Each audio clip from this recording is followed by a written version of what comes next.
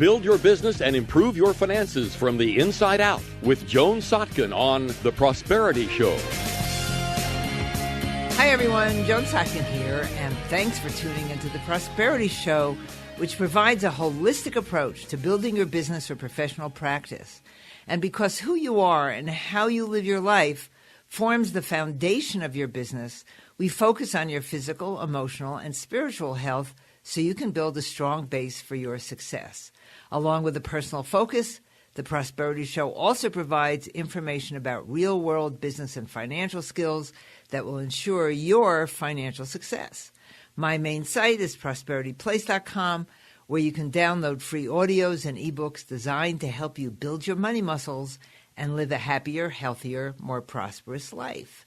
And today's interview is going to combine the inside and the outside. My guest today is Katy Bray, who is a professional clairvoyant and a gifted empath, whose direct and loving approach has been game-changing for those seeking to achieve the next level of success with greater confidence and authenticity. In other words, she is the game changer for game changers. Katy is a certified Vedic master, life coach, Kundalini Reiki master, and integrative nutrition practitioner. She is also a sought-after speaker and author on topics related to conscious living, entrepreneurship, and leadership, and is proud to have a client base spanning 15 countries. Katy is highly skilled at helping others strengthen their own intuitive gifts so that they can continue to move forward without hesitation in life and in business. Welcome to the Prosperity Show, Katy. Thank you. I'm happy to be here. All right. I always love to talk to people like you who understand that there's more to life than what you can see in the third dimension. Yes. Yes. And so how did you get into this? I mean, people don't just, get into business and say, oh, I'm clairvoyant. Yeah. No, true. It was a journey. Very true. Yeah, exactly. Actually, I was born clairvoyant. So it's something that I've known about myself for a really long time. And at the same time, I've always been a very practical person with feet on the ground, and, my earth life has meant a lot to me. So my passion for business and just having an entrepreneurial spirit, I mean, I think, entrepreneurs are cut from their own cloth, and you kind of are or you aren't for most people. That's not true for everyone, but I always sort of dance to the beat of my own drummer. So just using my innate gifts of clairvoyance and being an empath and my absolute passion to create new things and prosperity. And then obviously my love of helping other people do that. It just was the perfect marriage. And it's like, I want to say it sort of found me and came together for me. It wasn't anything that I really at first sat down and thought, I think I'm going to work with like business people. It was like, no, I looked at the people who were being attracted to me within my practice. And I thought, well, of course, this is where I'm going. All right. So when you were 2 or 3, you didn't know what clairvoyance was. And I'm wondering how your family adapted to your way of seeing things. That's a great question. Yeah. So some of my earliest memories, I was very, very young, under the age of 2. And I remember describing some of the things going on as I was older to my mother, and she was driving and she nearly had a car accident. But I do remember being 3 years old and knowing some of the things very clearly that were going to be happening and saying to my mother that I knew these things. Now, I came from a very different background, I think, than most people, because my mom didn't actually shut me down. She wanted to hear more. She was really fascinated because she could totally get the clarity that I was coming in with. And so she didn't actually stifle me. Now, that's not to say it wasn't uncomfortable for me, because it absolutely was. But my family, particularly my mother, was actually incredibly supportive and continues to be. Oh, well, that's fabulous, because so many people get shut down. Yes, I know. Unfortunately, most people do. I work with a lot of those people and help them open back up. But fortunately, I was not in that situation. I was very blessed. I know when I was a kid, I was actually becoming a medical intuitive. And I'd go to the doctor and I'd say to my mother, he doesn't know what he's talking about. I love it. And they would say, Joan, he's the doctor. Yes. And finally, I found a doctor, the guy who saved my life because I was really in bad shape. And he found me really fascinating. Of course. And I said to him one day, let me go into your medication room. I think there's something in there I need. And I said, it's a green pill. And I pointed to it, and he said, yeah, that would do the job.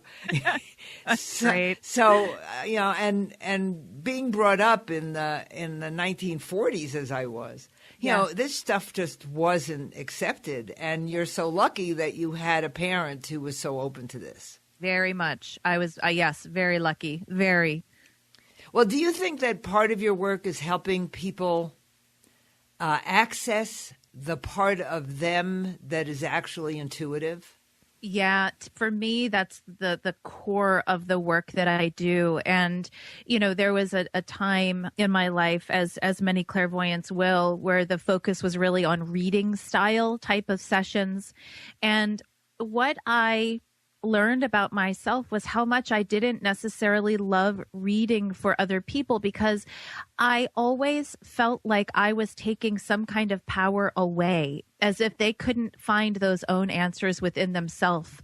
And so that was really a gift to me, even though it was incredibly toxic. It was a gift to learn that about myself, to know that one of the driving forces that I have is to absolutely help people actually eliminate the reasons that they don't want to listen to their own intuition, because I find that to be key. I think everyone really is incredibly intuitive.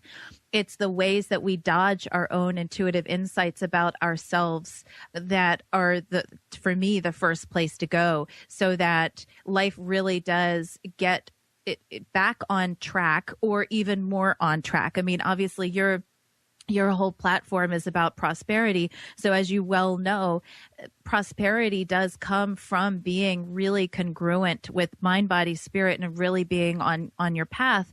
And if you're not listening to your intuitive voice, which again, we all have, there is at least some part of you that is not on totally congruent. So once you listen to that and get rid of the reasons that you don't want to listen to it, because sometimes it really is scary, you really do find yourself just upping your game constantly. So for me, helping people find their own intuitive voice is everything. And how do you help them do that? Because, as you said, it's often the fear of being ridiculed or being different and losing connections that keep people from listening to their own guidance. Yes. And that's it. I mean, particularly when it comes to business, because again, I do love working with entrepreneurs. That is, I would say 98% of the people that I work with are entrepreneurs. And oftentimes intuition will call you to take steps that don't necessarily make rational sense. And so that seems incredibly is totally out of sync with the business model, right? Like, why would I listen to my intuition when that's not practical? And that's usually the voice of intuition. So yeah, it does cause people to make some interesting choices. And the way that I do it, really, it does depend on the person. I will say, though, with the majority of people that I work with, because I'm an empath as well, as we've said, I really do walk them into their own experience of their body. Like, I know when someone feels a gut hunch in their stomach. I know when they're constantly getting an inner knowing. I know that they will experience it on their, let's say, left-hand side, and it usually comes at this time of day. Or there are things that I really can pinpoint in their own experience so that they start to tune into it more. And it's like a muscle. It just takes practice. And I work with people, and I can feel their feelings. Yes, exactly. Because when you're working on the telephone or even on Skype, yes, you have to you have to connect on that very vibrational level. Exactly. And when I take people inside, I actually feel it in my body.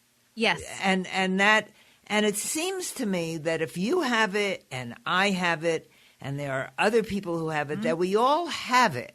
I agree. It's just a matter of being willing to accept it and know that even though people haven't taught you about it, it's real. It's real, and it really is. It really is healthy also, and it's very normal, and I'd love to see it become more of our new normal collectively, because it really is that key thing that does keep us all connected. I mean, people do often throw around, we're all connected, we're all one, and it's a beautiful sentiment, but I feel like it really does still stay incredibly superficial. The reality of us all being like intrinsically connected is how we do feel other people's feelings. We do sense what's going on in the world, and our body, this temple that we walk around in, is the first thing that feels it. And when we slow down enough, we can hear everything. And I agree. And I know that for years, because of when I came along, which was a long time ago, I worked really hard to hide my ability to do this because it was poo-pooed so much. Yeah. And yet somewhere along the line, and this must have been in the somewhere around the 70s or 80s, I read about a study that 70% of high-level executives admit to making decisions on a gut level. Mm-hmm. And that's what we used to call it. Yes. We used to call it a gut-level decision. Yes. Well, and there's different levels of intuition, too. There's thieves and gamblers who are also incredibly intuitive, and they'll feel it somewhere else in their body, right? Right. So, it really is a built-in mechanism. And yet there's also, we hear the word inspired. People will write something that feels incredibly inspired. 99% of the time, that feeling of inspiration really does feel more like it's around the heart area or the head area, and it flows out of the hands. It flows into writing, like that kind of thing. When it comes to very practical, grounded type business decisions that aren't necessarily a creative flow, the flow does feel more like it's coming from a part in their stomach or the lower part of their body. There's a feeling of it being incredibly solid and very clear. Those are things to definitely look for the experience within your own body when making those decisions, because like anxiety can feel in your stomach too, right? So there's a different quality to the different experiences that we have. And that gut hunch is an absolute intuitive mechanism that we have, but there's so many others as well. And it seems to me that some people are better able to tune into their inner experience than others. Yes. And I mean, some people just outright avoid it. Yes. Because they're afraid of something, whatever they're afraid of. Yeah. But some people just seem to have more of an ability to tune in on that level. I agree. And some people, even I'll take it a step further, you and I being two of them, as far as I'm concerned, are people who really are just geared to act on behalf of our inner worlds, right? So that's another thing. I mean, you have been a pioneer in that, leading by example. And as you were saying before, like you started off with yours earlier, no matter what you were calling it, you were still living as an example of it. And so even that in and of itself makes a huge impact. Now, people who practice mindfulness or meditation, really giving themselves the ability to slow down and feel life, those are going to be the people who tend to feel it more. Oftentimes, with how busy we get and how busy we make ourselves, we're just not quite moving slow enough to practice or tune in. And truly, I mean, I have full appreciation and respect for people who do have, let's say, a harder time with it, a harder time slowing down, a harder time listening to it, because they know on an intuitive level that once they really do pay attention, that life will most likely do a 180, and that's kind of scary, right? And so that is their intuition too, but it's again, it's at a different level. Like, run, we don't want change. Right. Well, we're always warned against change from inside as well. So part of it is learning to jam that frequency. Exactly. Exactly. Change the channel. Yes. So on a very practical level, can you give us some examples of either for you or your clients of how their businesses have gone through a change or transformation because they allowed this new dimension of themselves to come through. Yeah, I mean, well, I'll say this is one that a lot of people can relate to, is even going through a rebrand. A lot of times, I've seen people go through, years of success. In fact, I was talking to someone, a client yesterday, where she grew a business from scratch into a $20 million company. And it started to just feel really stagnant for her. It started to feel really just stale. It didn't have the life in it that it once did. And so through listening to her intuition and opening herself up to different possibilities, not even knowing what the possibilities were, but really affirming in all of her body that, I really am open to some different solutions here. I know I don't want to dissolve this company. There's enough here that I would like to keep going with, and yet something needs to change. And so it was really one of those, something needs to change. I'm open. And in a short period of time, she was contacted by another company who basically wanted to merge with hers that would actually double her profit with less work and still bring in new life. Now, she had to be willing to say, I don't have all of the answers. I just know that this isn't feeling right for me anymore. And it's time for something to shift, and really letting the universe answer that.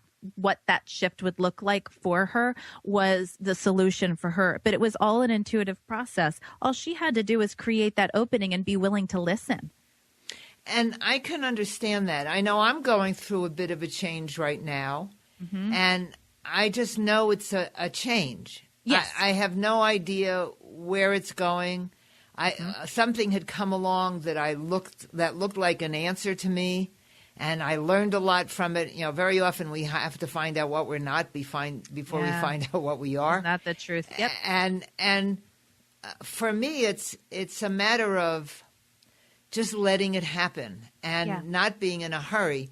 When people reach my age, they tend to be in a hurry because they're aware that time is more limited than when you're 20 or 30. Mm-hmm. And that process of just letting it happen can be uncomfortable. Very. I don't want to make people think that when you're doing this sort of thing that it's all peaches and light and that you're going to go, oh, that's what I'm supposed to do. It's learning how to look for the signs and symbols as to what's happening. Yeah, it's actually, for most people, it's really uncomfortable because, it's something that I call a victory of the human spirit, because the human in the majority of us, we want that strategy. We want that control. We want to know the next 10 steps because it gives us this false sense of feeling safe or like we can really control things. And so when we're met with situations like that, where really our next step is to be okay with the not knowing, totally trusting that we are absolutely being guided. And our biggest job is to really just walk slowly and pay attention, knowing with a full body, knowing that those signs and everything we need to know is going to show up on our behalf. Wow, that's incredibly uncomfortable for most people. And some people are afraid of it because they don't know where the voice is coming from. Yes. They'll say my angels or God I truly believe it's just a part of ourselves. Yes. That is, and one of the things I believe is that what you eat and how you live affects the purity or the clarity, shall we say, of the messages that are coming through. Hugely. And I love that you say that. I actually used to be over 250 pounds. Oh, wow. And that was almost 18 years ago at this point. So it's been a while for me. Clearly, it was not at a great time in my life. And it's part of what guided me into the world of Ayurveda and also integrative nutrition, because much like the earth, look at a landfill in the water, look at all of the pollution, look at all the life that doesn't exist there, and look at the life that does exist there, right? It's usually the bottom feeders and things like that. versus going to a beautiful, let's say, rainforest in Brazil that's been untouched. The difference in how those even feel when you think about them can be incredibly different. There's really no compartmentalizing our mind, body, and spirit because they are all so intimately connected. That food and how we take care of ourselves is absolutely key. Exercise, breathing. I teach a lot of breathing techniques because the breath cannot always be shallow. And unfortunately, most people breathe very shallow breathing. So it's almost like you're not letting enough new life force energy come in. So clarity comes through really, really taking good care of ourselves on all levels. And if you look at it just from a scientific basis, yeah, if you're eating sticky foods with no color, yes, that's going to clog up the circuits in your body and the meridians. The energy can't flow through the meridians. Yes. I mean, it makes so much sense to me. And yeah. Yesterday, I'm going through this process of becoming desensitized to a lot of things that have been a problem for me. And so I'm trying new foods. Mm-hmm. And I tried almond milk the other day. You know, the big thing, almond milk. Yes. And, you know, I looked at the label, and there's only 80 calories in 8 ounces. Mm-hmm. And in 1 ounce of nuts, there's 100 calories. Yes. So it means there's probably 5 almonds in it. Yes. And everything else felt kind of slimy to me. Mm-hmm. You know, and most people, it seems to me, are just not aware of foods on that level. You know, and I felt a little off yesterday. Mm-hmm. And the only thing I had done differently was the almond milk. So even though it's touted as healthy, you know, I looked at the ingredients and there are a bunch of chemicals in it. Mm-hmm. Mm-hmm. But, you know, I have to use my intuition to decide what's working for my system. Yes, I love that you said that. It really is like anything else. We really are all as unique as our fingerprint, truly. And you know, some people choose this diet, other people choose that diet, and it really is about how do you feel? How does it make you feel? Do you function at your fullest with this, that, or the other, or do you not? I don't see that as being something that really anyone else can dictate. It does take a relationship with yourself to really discern that. And I know there are foods that for me, I feel like they clog up my intuition a little bit more. I don't feel as clear when I eat certain things, so I just don't. And so what do you think what point do they have to reach? I mean, you reached a point where you didn't want to weigh that much anymore, and you made a decision. Yes. What do you think it takes for people to reach the place where they can say, I'm willing to be who I am, to listen to my own inner voice, and I want to be clear? What does that take?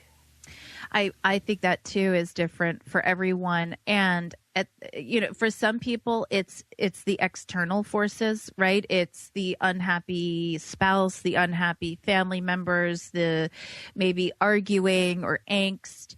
I would say, though, in my experience, for the majority of people, is when they really start to feel so disconnected from themselves that they feel sort of that lackluster, lifeless kind of feeling.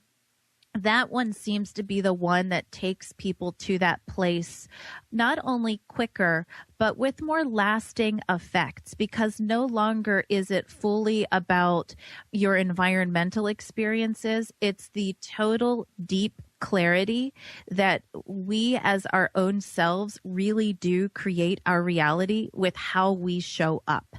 And on a deep level, when you know that you can be your own problem as well as being your own solution, that's a significant aha that can be incredibly empowering. And that's where I see the majority of people go when they feel disconnected from themselves.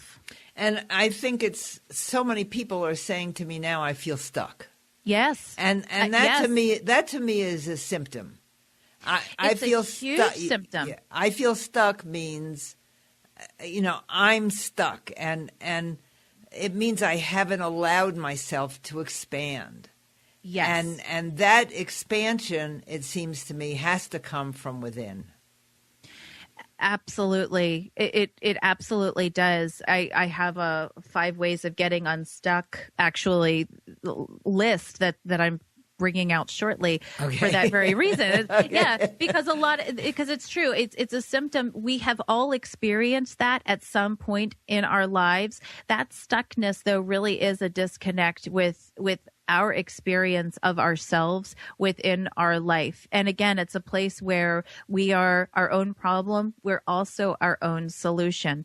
The other thing is, too, temporary stuckness is actually not always a bad thing, because it really does give us a minute to pause and take inventory. How did I get here?